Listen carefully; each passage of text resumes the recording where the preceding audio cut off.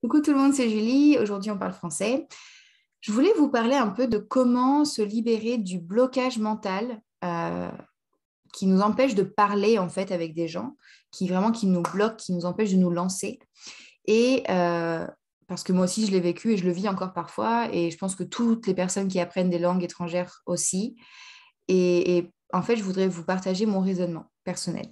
Moi, je pense que avant de me lancer à parler ou d'aller dans un restaurant ou si je me sens, oh non, j'ai honte de parler, je ne sais pas comment dire, etc., je me dis, OK, c'est quoi le pire qui puisse arriver?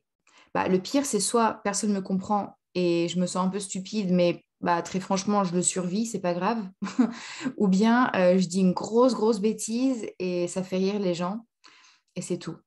Les gens, en général, ils savent très bien que, par exemple, j'étais en Jordanie avant, les gens savaient que l'arabe, c'était pas ma langue maternelle. Donc, même si j'utilisais pas les bonnes formules de politesse et je disais les choses d'une manière un peu bizarre parfois pour eux, les gens comprennent, ils savent très bien que c'est pas ma langue maternelle.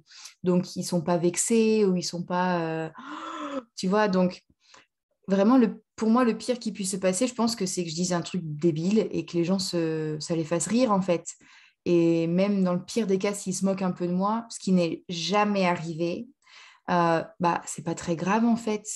Bah, les gens, ils se moquent des autres tout le temps. Enfin, je veux dire, on peut se moquer de vous aussi pour comment vous êtes habillés, comment, etc. Donc, à ce moment-là, on fait plus rien dans la vie.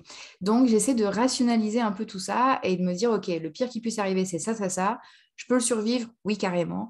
Et voilà. Et je pense qu'il faut aussi que vous vous souveniez que apprendre une langue étrangère, je trouve que c'est quelque chose de très, très difficile et c'est vraiment admirable. Et beaucoup, en fait, les gens vont plus avoir de l'admiration et du respect pour vous si vous essayez de parler leur langue que si vous ne le faites pas et si vous arrivez dans un pays et vous essayez même pas de parler la langue locale. Donc, il faut aussi penser ça que pas tout le monde apprend des langues et que c'est quelque chose de vraiment cool que vous faites. Et bah, il faut être fier de soi et il ne faut pas se laisser abattre par les petites erreurs qu'on fait au début qui sont absolument normales.